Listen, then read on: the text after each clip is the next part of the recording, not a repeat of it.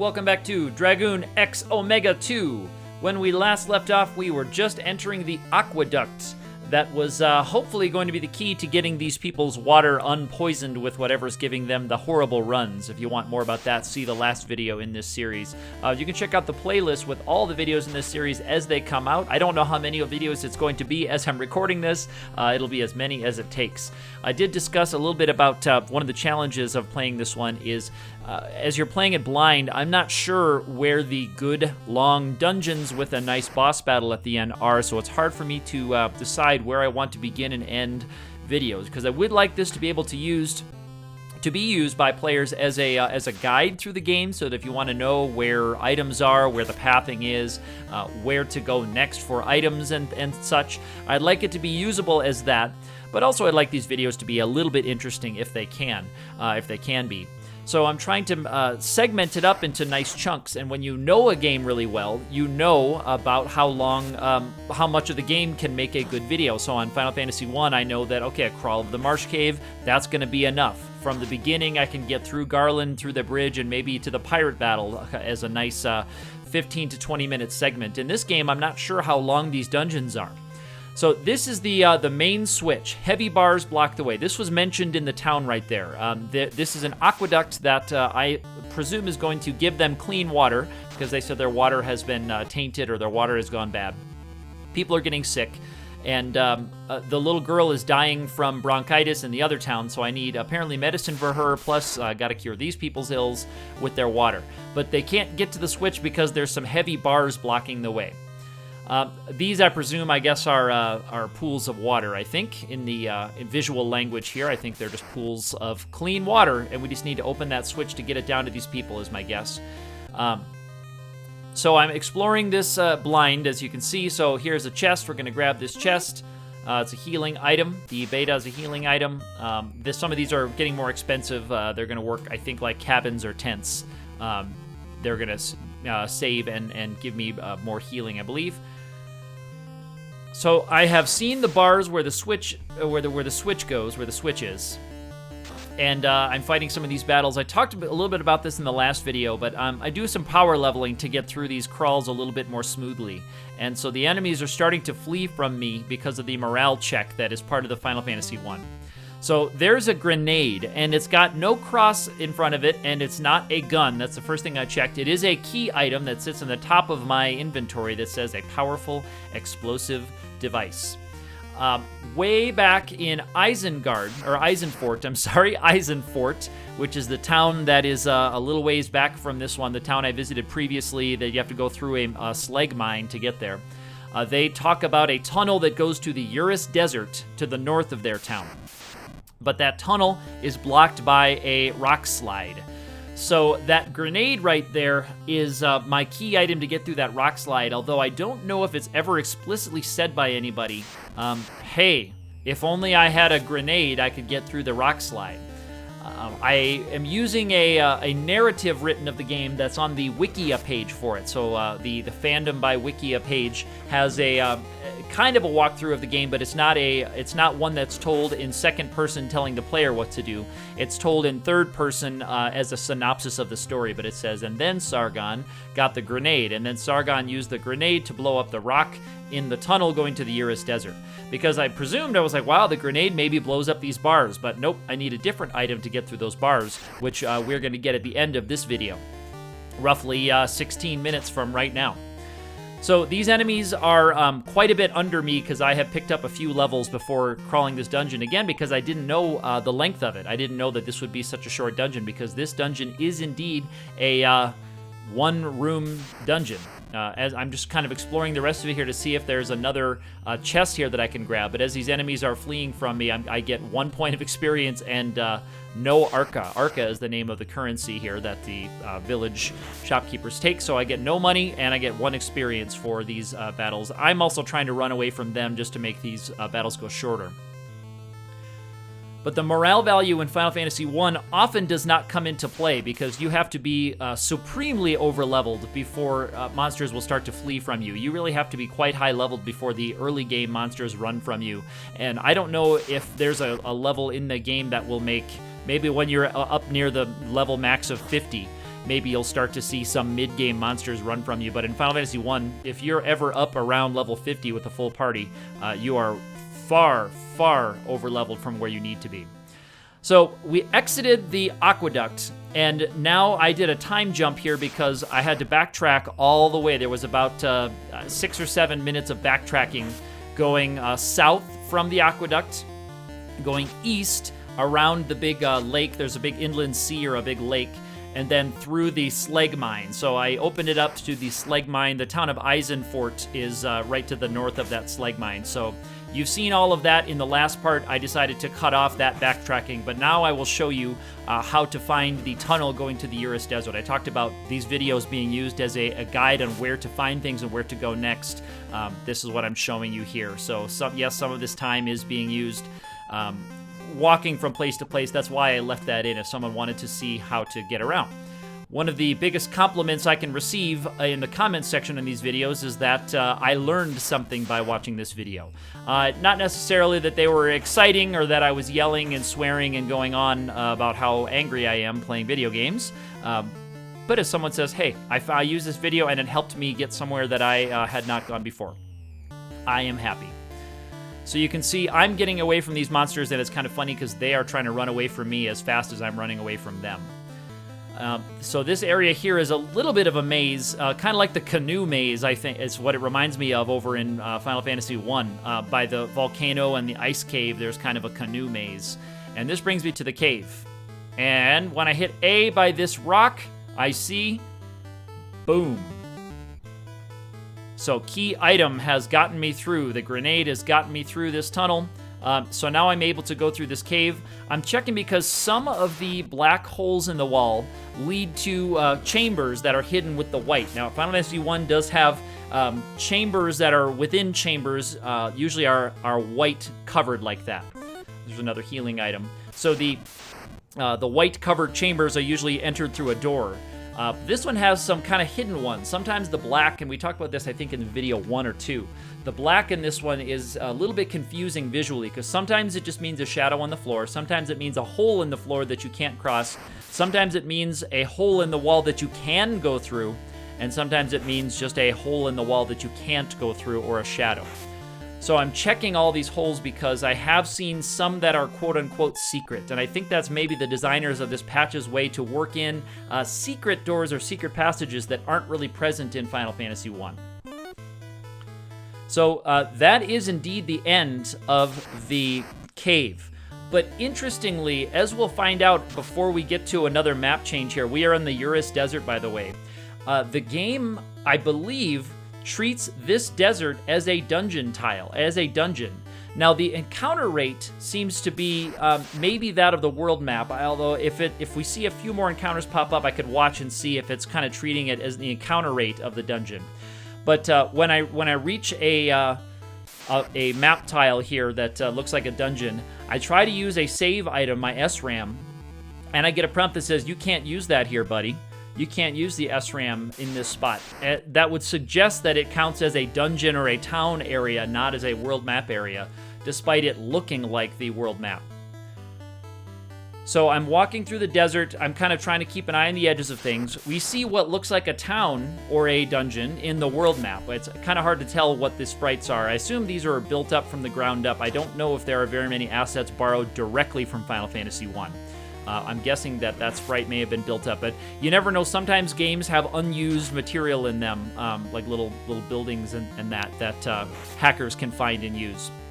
But these appear to be built up because they don't really fit the style, the design style of Amano and the designer of Final Fantasy 1 built character sprites and I assume maybe some of the tile sprites as well. So I go in here and it looks like it is a town, ? Here's me investigating. I see a random battle which suggests, okay, this is a dungeon. So I'm going to try to escape from this battle. We're going to go out and we're going to try to use the SRAM. And then you'll see one more clue at the very end of this dungeon that suggests that the game considers this entire desert area as a dungeon. So here we go. I'm going to come out here. I'm going to try to use an SRAM to save after I heal up with my herb, and it says the SRAM cannot be used here. So we're hearing world map music, We're seeing what looks like the world map. We're going into another tile, but I think the game is considering this desert as a dungeon area, and that building is just a set of stairs that goes to another floor of the dungeon.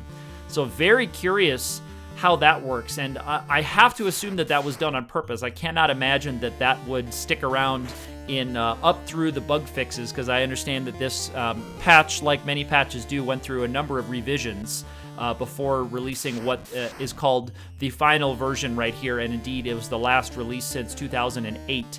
So I think we can pretty safely assume that this is the final definitive version of this game. So I think the designers would not have left something that large stick around if they didn't mean to. So this, everything from the beginning of that cave, from the entrance of that cave, all the way to here is one big dungeon tile that you cannot save inside. So there's some money.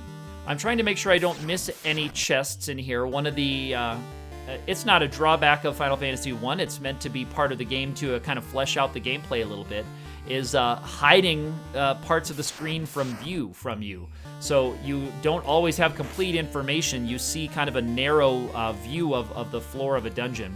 So sometimes you have to move to advance the screen to get a better look around, and then you discover you have to backtrack to get somewhere, as we saw right there. So I saw a set of steps going down. I went around the corner to see what might be down there. Indeed, there's a chest, so then now I backtrack to those set of steps. But you have to try to remember and think about, where did I go? Where have I been?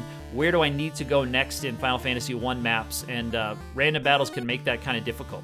So we pick up the Regal Helmet. We are at 5948 right now. 59 Absorb and 48 on the Evade. And this is 6148. So that is an upgrade for us. And it weighs the same. So equipment weight lowers your evade percent. So the heavier equipment makes your evade percent go down. That one did not penalize us too harshly. Of course, that didn't change it at all. But sometimes heavier equipment gives you a fairly significant penalty to your evade percent. And the evade percent, at least in Final Fantasy I, the evade percent is not out of 100. It suggests that it should be out of 100 because PC means per 100. Per cent is Latin for 100. It shows a percent sign there, but it's really against the 200 or 255. Final Fantasy I uses sometimes 255, and in some values it's 201. It's a number between 0 and 200 in some RNG things in FF1. So anyway, yeah, the evade percent is when you see your evade percent go up to like 60 or 70, and then you see your character still taking a lot of hits, you go, why am I getting hit when I should have a 66% evade rate? That should be 2 out of 3 hits I should be dodging. It's not quite like that. That's closer to 1 out of 3 hits you're dodging. So I looked into a doorway right there, and it looked like it goes inside this complex, but I saw stairs going up, so before exploring the inside of the complex, I decided to go up here because I picked up an upgrade helmet, and my only assumption is that there's going to be an upgraded armor as well. So there it is. My assumption was correct. I have played these games enough before. I can do this, no problem. So I dropped another, the helmet that was outmoded by the other helmet, by the Regal helmet, and I'm going to pick up this other armor, and we did get a big bonus in hit percent. So our evade percent, sorry. So our evade percent went up, which is great. When you can pick up a bonus to your absorb and it's a lot lighter, that's really nice. So we're going to take less damage and we're going to take fewer hits. One thing that T-Hawk is a challenge runner of Final Fantasy I, and T-Hawk's website has a number of challenge run write-ups that I would highly recommend reading, along with those of Sulla, S-U-L-L-L-A is Sulla and T-Hawk. You can find those on their websites, but T-Hawk discovered that in the Ice Cave of FF1, when running challenge runs, it was better to take equipment off of characters to give them more evade percent, because the sorcerers have that unavoidable death touch thing that actually even gets around the elemental evasion of ribbons, because I don't think it has a element attached to it.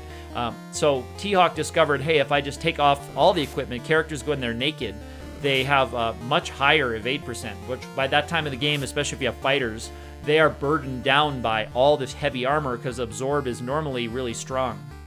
But the sorcerers only hit for 1 damage, but they can have the instant death on you. So anyway, we're inside this desert complex right here that they talked about at the Urist Desert. There's this complex in here that is where our old friend is hiding out. We have to fight our old friends once again. Tyris again, waiting for us. I'm not doing any of the battles here. I'm just getting out of everything just to make this video a little bit smoother and shorter. I'm examining the room for chests. I don't think I do a comprehensive look through this this floor, but I don't see anything pop out at me as we're exploring. So I'm just giving it a good look. Maybe I can see the entire floor. I'm noticing there's lots of one-floor dungeons in this game. Part of that is, I think, working with the existing assets of Final Fantasy I and building that up. So there's not a lot of long, extensive dungeons because I think the designers of this wanted to have more shorter dungeons than fewer, longer areas to explore, which is totally fine. It just makes it a little difficult when you're playing blind and not sure when you're going to have a video that's going to end with a nice kind of climactic boss fight, as we are about to experience right here.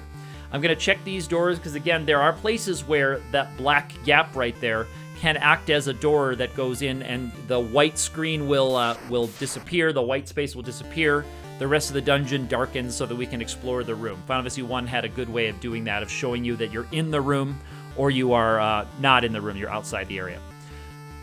So, there is Tyris again. He is awakening more and more each passing day. The power of the Old One shall be your death. So Tyris is trying to revive the Old One.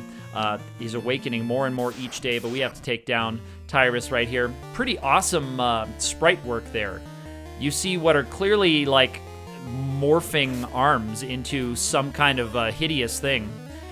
So I cast the shield spell right there that it says skin hardens. So I'm guessing that must be a defense up if it says skin hardens. I still don't know what reaction time up means. I'm only guessing that reaction time is just your evade percent. So Ruse is in Final Fantasy I what is the spell, or Invis 2, INVS and INVS 2 are the spells that boost your evasion. And then Fog, F-O-G, is what boosts your defense. So your absorb. And it's almost always better to go for Invis or Invis 2 in Final Fantasy I to boost your evasion so that you get missed rather than taking hits and just taking less damage each hit. So the Fog spell doesn't get a lot of action. So you saw me experiment with what's going to damage Tyris the most. He used Succor, which is going to heal him back up a little bit. So I cast my big spell on him. It didn't do a whole lot. I cast my Bolt spell. Looks like that wasn't getting through his magic evasion either. And so now I'm just going to go into firing mode. I'm just going to use my weapon because it looks like it's all doing pretty similar damage. He's got have some magic defense that makes it hard to get my spells to double against him. I still have not been able to really grok the spell mechanics and the damage on spell mechanics in this game. And how like the intelligence stat works in this. I've been trying to glean it just by watching, but I'm not confident that I have a good understanding of it. So I'm using the pill. The pill is like I guess you could call it a high potion. You can use it in battle to get more hit points than your regular herb can give you. So I'm just kind of going on the offensive. I'm firing here when I'm above 300. When I get below 300, I take a pill to try to get myself back up closer to 400. I think I have about 392 is my max right now. So I'm just hoping that he uses lower damage attacks. The big critical hit there takes him out. 3,000 experience and 3,500 on the money. Not all that important. So here is the plasma cutter. The plasma cutter is what's going to allow me to get through the bars in the aqueduct cave in the next video. So we're not going to go back to the aqueduct. We just came from the aqueduct with a grenade. We backtracked all the way back here to this dungeon. Now we're going to have to backtrack to where we just came from to cut through those bars. So you can see what we're talking about with the backtracking in this game. And that is not an exit right there. That is not one of the handy auto exits that these games have. So I'm going to use the Outwarp spell, which acts like the exit spell. And you can see it takes me all the way back to the entrance to the cave to the desert. So that's further evidence that this game treats that entire area as one dungeon, because it takes me back to the last world map tile that I was standing on. So thankfully, that actually cut out a huge amount of backtracking. I still have a decent amount to do, but not nearly as much as I normally would have. So thank you, authors of this game, Thaddeus and Silver X. Appreciate that. If you like this video, go ahead and hit that thumbs up button, subscribe to the channel if you want to see more, and do leave me some feedback or questions in the comments or on Twitter, where I'm also active_ATE. We will see you next time.